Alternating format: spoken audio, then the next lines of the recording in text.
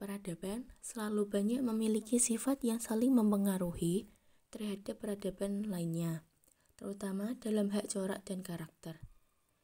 Karena masa pemerintahannya yang lama, Turki Utsmani juga turut memberikan kemajuan perkembangan dalam peradaban Islam.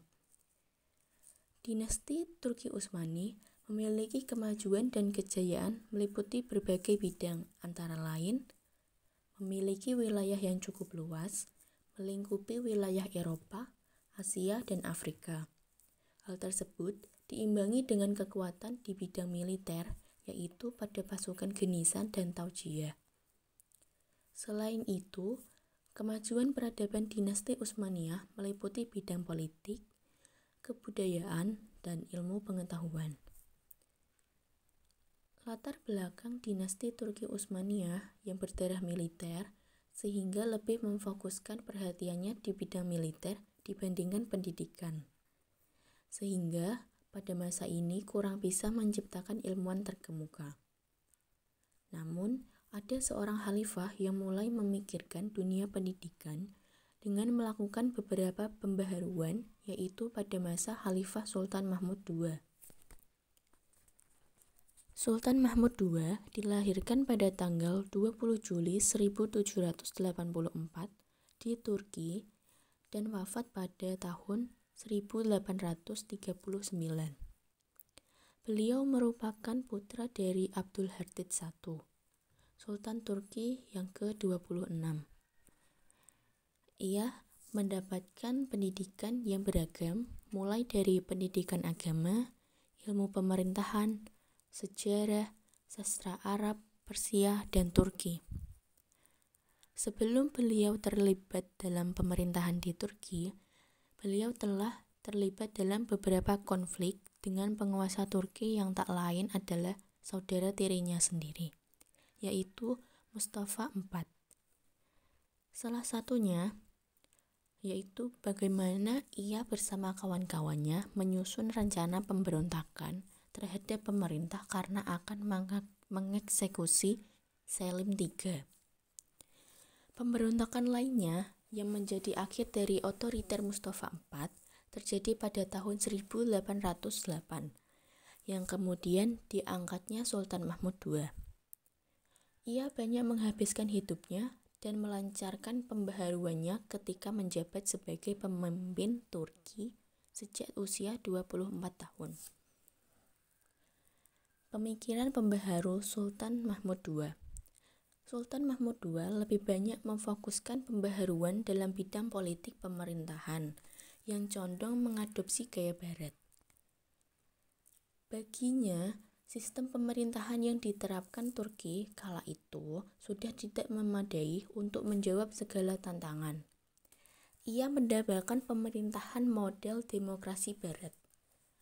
Tidak hanya itu, ia juga tidak sependapat dengan budaya aristokrasi yang telah mengakar dalam Kesultanan Turki.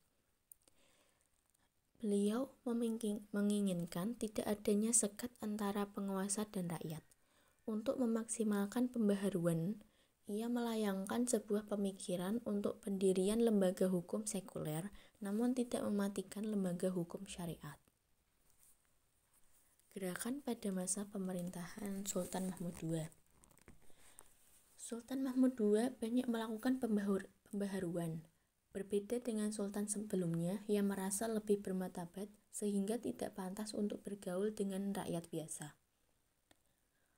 Oleh karena itu, sehingga ia hanya mengurung diri di istana, segala hal mengenai pemerintahan ia serahkan pada bawahannya.